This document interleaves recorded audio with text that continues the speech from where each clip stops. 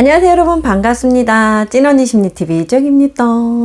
네, 오늘은 여러분들과 행복 기준점 이론이라는 얘기를 한번 나눠보려고 해요. 제목에서 얘기했듯이 어떤 사람들은 로또에 당첨이 돼도 처음에 뭐 얼마나 좋겠어요, 로또에 당첨됐으니 원래 막 세상을 다 가진 기분이 들겠죠. 그렇지만 1년 뒤에 다시 불행해지고, 또 어떤 사람은 심각한 장애를 입었는데, 근데 이 사람도 또 1년 뒤에 다시 행복해진다는 거예요. 그 원리가 뭘까? 왜 그럴까? 그러면은 좀 더 행복해지려면 어떻게 해야 될까? 그런 얘기를 좀 나눠보려고 해요.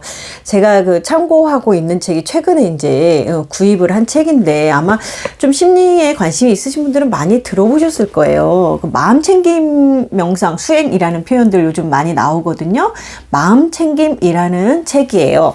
뇌를 재설계하는 자기연민 수행이라고 해서 저자가 샤오나 샤피로라는 조금 읽기 어려운 이분이 이제 이 책을 쓰셨는데, 저도 이제 마음 챙김에 그렇게 많이 관심이 있지는 않았어요. 이제 대학원에서도 마음 챙김 명상이 그때 다닐 때도 굉장히 좀 들리기 시작을 했고, 최근에는 엄청 핫해졌고, 이렇게 명상 앱들도 많이 있더라고요. 근데 마음챙김 명상 없이도 좀 잘 이렇게 왔고, 많이 성장을 했고, 좀 많이 행복하다 느끼고, 저한테 좀 더 필요한 거는 지난번 영상에서도 말씀드렸듯이, 뭐 춤치료라든가 몸을 깨우는 춤치료라든가 아니면은 내면화의 치료가 정말 중요하고, 제일 저는 그게 더 결정적이라고 보는데, 마음챙김 명상도 도움을 받으시는 분들이 굉장히 많고, 저도 좀 더 지각도 넓히고 좀 더 도움을 받고 싶어서 이 책을 읽기 시작했거든요. 근데 이 책에서 좀 여러분들과 나눌 만한 좋은 얘기가 있어서 그거를 좀 갖고 왔어요. 그러니까 우리가 보통 저도 이제 막 로또 당첨돼서 막 건물주 되고 이러면 엄청 행복할 거라고 우리 생각하잖아요. 삶이 완전히 바뀌고 너무 행복할 거야.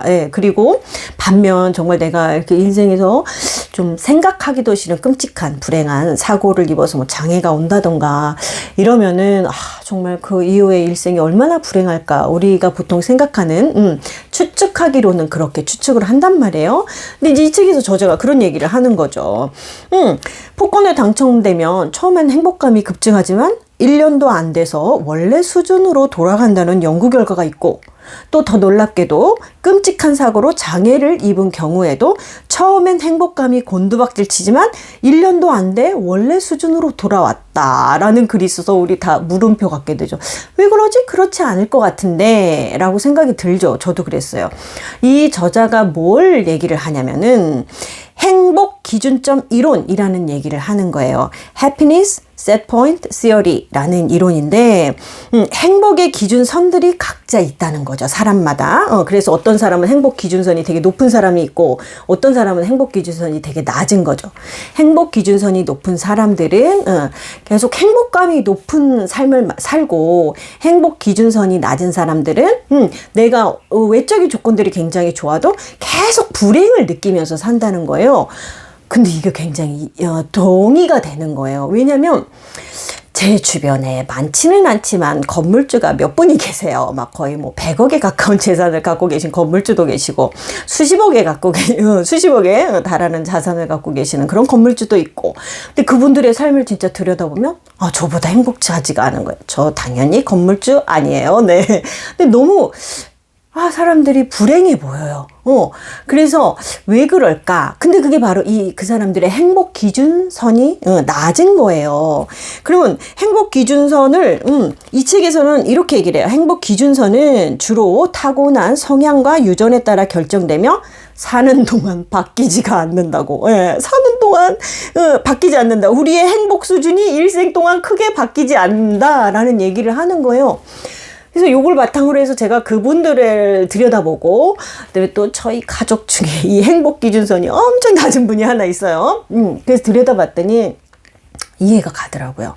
왜냐하면 사람이 하루 종일 이렇게 살면서 우리가 인간이 5만 가지에서 7만 가지 정도의 생각을 한다 그래요. 그래서 24시간 계속 생각을 한다고, 잠을 안 잔다고 추측을 하고 했을 때도 거의 2초에 한 번씩 생각이 계속 바뀐다는 거죠. 아마 여러분들도 본인의 흐름을 좀 지켜보다 보면 정말 생각이 막 엄청 계속 바뀌는 거를 보실 수가 있을 거예요. 그 생각의 내용이 중요한 거예요. 어떤 생각의 내용을 우리가 하느냐에 따라서 그 사람의 행복 기준선이 정해져요. 그러니까 우리가 하루 동안 일어난 일 중에서 한 5가지 기쁜 일이 있고 5가지 불행한 일이 있었다. 아니면은 뭐 7가지 기쁜 일이 있고 3가지 불행한 일이 있었다. 행복 기준선이 낮은 사람은 이 불행한 것만 계속 곱씹으면서 하루 종일 불행한 생각을 계속하면 당연히 불행한 감정이 올라오겠죠? 근데 에너지적인 계속 불행 속에 있는 거예요. 그런 사람들이 행복의 기준선이 낮아요. 그래서 이 저자는 그 행복 기준점이 타고난 성향과 유전에 의해서 결정된다고 하는데, 제 생각에는 타고난 성향이 그렇게 크게 영향을 미치진 않는 것 같아요. 물론 굉장히 초민감자로, 저도 초민감자인데 민감한 사람들은 똑같은 상황에서도 좀 더 큰 영향을 받기는 해요. 그래도 내가 어떻게 생각하느냐, 어떤 생각을 주로 하느냐에 따라서 그게 이렇게 막 크게 좌지우지 되진 않는 것 같아요, 성향이.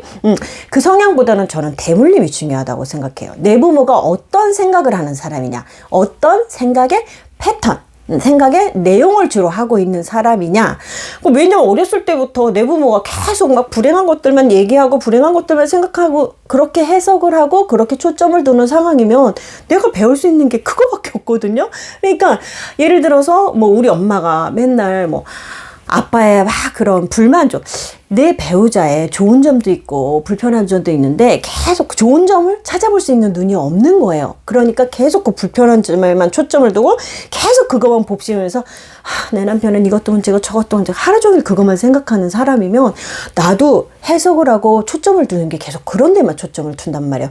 그러면 나도 계속 그렇게만 생각의 패턴이 돌아가요. 커플 관계에서도 불행할 수밖에 없죠. 그러니까 그런 식으로 내가 생각의 패턴이 어디에 초점을 두고 어떤 내용으로 주로 생각하느냐, 이게 저는 주로 행복의 기준점이 된다고 해요. 봐요. 그래서 제가 예전에도 얘기했듯이 해석이 중요하다 그랬잖아요. 현상보다도 중요한 게 해석이다. 내가 그걸 어디에 초점을 두고 긍정적인 해석을 주로 하는 사람이냐, 부정적인 해석을 주로 하는 사람이냐에 따라서 생각의 내용이 그게 어떤 거에 주를 이루느냐에 따라서 내 행복의 좌지우지가 될 수 있다고 했죠. 그래서 이게 평생 동안 바뀌지 않는다는 거는 뭐냐면, 본인이 그러고 있다는 걸 자각을 못하고 바꾸질 않으면 평생 그게 가는 거예요. 그런 사람들이 대부분이긴 해요. 요즘에는 제가 보기에는 사람들이 자기의 심리에도 관심이 많고 자기를 개발시키는 데도 더 관심이 많아진 것 같아서 다행이에요. 그러면 바뀔 수가 있어요. 근데 이제 그냥 또 그런 거에 관심이 없이 그냥 평생 자기가 살아온 패턴대로 사는 사람들도 굉장히 많단 말이에요. 그러면 그 사람의 행복의 기준선은 평생 바뀌지 않고 계속 가는 거죠. 근데 이 책에서도, 그리고 저도 예전에도 책에서도 최근 좀 많이 복귀된 단어가 뇌의 가소성이라는 표현이 있어요. 그러니까 뭐냐면은 뇌는 단련해갖고 행복감을 높일 수가 있다는 거예요. 그래서 뭐 행복감을 높이기 위한, 이제 이 저자는 행복감을 높이기 위한 뇌 훈련이 바로 이 책의 목표라고 해서, 저는 이제 앞부분만 읽었지만 뒤쪽에 아마 이거 이제 행복감을 높이기 위한 뇌 훈련들이 구체적으로 어떤 것이 있는지, 그 중에 이제 제일 대표적인 게 마음 챙김 명상이 있는 거죠. 그래서 이제 그런 내용들을 아마 다뤄줄 거예요. 그래서 뭐 이걸 다 다루기는 시간이 너무 많이 걸리니까 오늘은 생략. 간단하게 이런 거 있잖아요. 그 감사 일기 쓰기. 그게 저는 굉장히 좋은 훈련법이라고 생각해요. 내 뇌가 계속 자꾸 불평불만, 하루 종일 자꾸 뭔가 불평불만에 초점을 두고 있는 뇌다. 그렇게 생각의 패턴이 돌아간다. 그러면은 훈련을 해야 되잖아요. 그 훈련 중에 가장 좋은 게 감사하는 거에 초점을 두는 거죠. 오늘 감사한 일이 뭐가 있었지? 그러면 그 감사한 일이 뭐 예를 들어 내가 뭐 좋은 차를 샀다던가 뭐 백을 샀다던가 이런 큰 일들을 감사하려면 몇 달에 하나, 몇 주에 하나 감사하게 찾겠죠. 그런 거를 찾는 게 아니라, 내가 오늘 내 아이가 밖에 나갔다 살아 돌아왔어요. 얼마나 감사해요. 정말 우리가 삶에서 별의별 일이 다 일어날 수 있잖아요. 그것만으로도 감사한 거예요. 내가 차 타고 어디 이렇게 좀 드라이브라도 하고 왔어요. 무사히 집에 들어왔어요. 그것도 감사한 일이죠.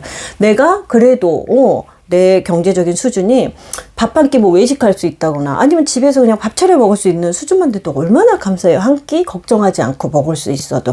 감사한 일은 너무나도 찾을 게 많아요. 일상에서.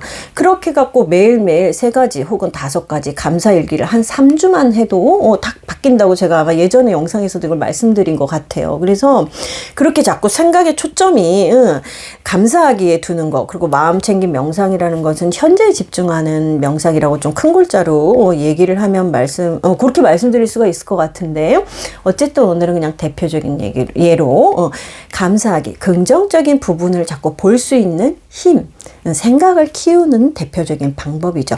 그런 것들을 연습을 해갖고 내 뇌를 훈련을 시키면 우리의 행복 기준선이 어떤 이들은 평생을 똑같이 가지만, 그래서 로또에 당첨이 돼도 1년 뒤에는 난 또 내 부는 훨씬 좋아졌지만 내 생각의 패턴이 계속 불행한 거에 초점을 둬서 그것만 계속 돌아가면 난 계속 불행한 사람이 될 수밖에 없거든요. 그래서 내가 뇌를 훈련시켜서 내가 훨씬 더 행복 기준선을 높이면 로또 당첨되고 1년 뒤에 계속 행복한 사람이 될 수 있다는 거. 로또에 당첨되지 않아도 나는 충분히 일상에서 감사한 것들을 찾으며 행복한 사람이 될 수 있다는 거, 그거를 오늘 말씀드리고 싶었어요. 행복 기준점도 중요하고, 그리고 그 행복 기준점을 우리가 훈련을 통해서 얼마든지 높일 수 있다는 거, 네, 그거를 오늘 말씀드리고 싶었어요. 네, 오늘 영상도 도움이 되셨기를 바라면서 또 춥네요. 네, 우리 추위 잘 이겨냈고 입춘이 왔는데도 춥네요. 빨리 봄이 오길 기다리면서 다음 영상에서 또 뵙겠습니다. 오늘 영상도 도움이 되셨다면 구독, 좋아요 눌러주세요. 그러면 다음에 뵐게요. 안녕히 계세요.